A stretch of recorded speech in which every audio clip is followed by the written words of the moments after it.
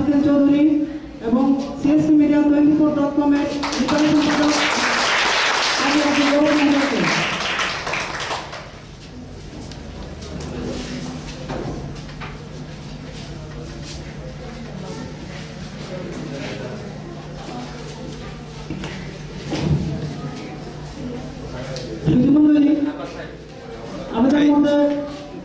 আমাদের CSC media 24.com এর দ্বিতীয় বর্ষপূর্তি অনুষ্ঠানে মাননীয় প্রধান অতিথি রাঙ্গামাটি জেলা প্রশাসনের অতিরিক্ত জেলা প্রশাসক সার্বিক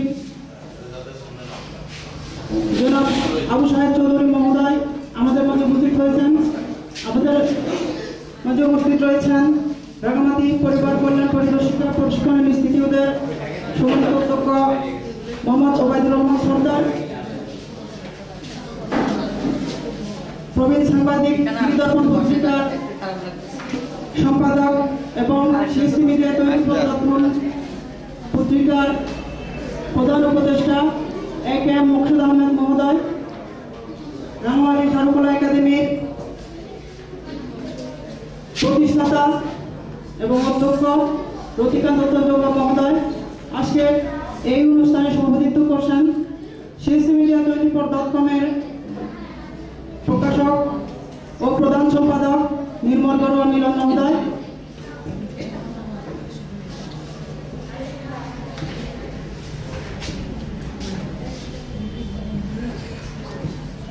সুধীমণ্ডলী।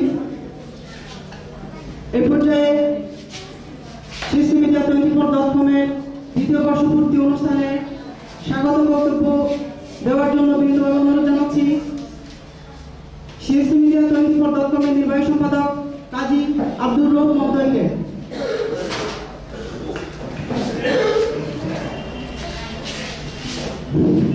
সিএসসি মিডিয়া 24.com এর দ্বিতীয় বর্ষপূর্তি দ্বিতীয় বর্ষের পদার্পণ উপলক্ষে আজকে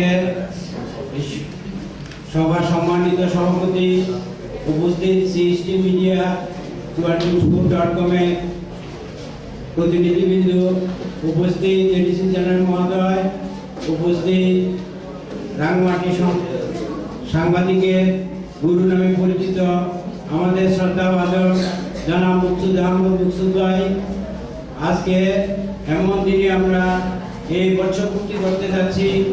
আমরা স্বাধীনতা দিবস আজকে স্মরণ করতে হয়, যার নাম না নিলে এই দেশ স্বাধীনতা নাম জাতির জনক বঙ্গবন্ধু শেখ মুজিবুর রহমান। আজকে এই সিএসসি মিডিয়া 24.com আমরা 2014 সালে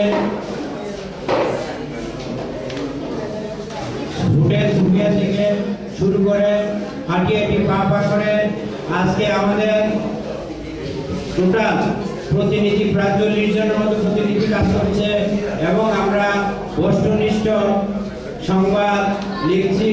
আমাদের সংবাদ বেশিরভাগ পরিবেশের উপরে আমরা করছি। সুতরাং এই সিএসসি মিডিয়ার উত্তরোত্তর সমৃদ্ধি কামনা করবেন আপনারা সবাই। এই বলে আমি আমার বক্তব্য শেষ করছি। খুদা হাফেজ, জয় হোক, মেহনতি মানুষ।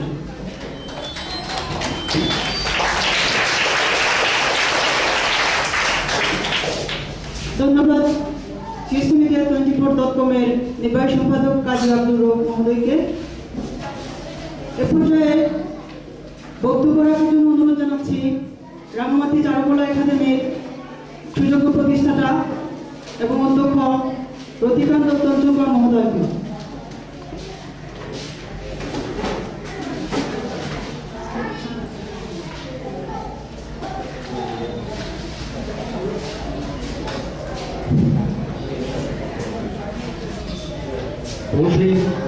শীতের সকাল আজকে সিএসসি মিডিয়া 24.com তিনি প্রতিষ্ঠাতা।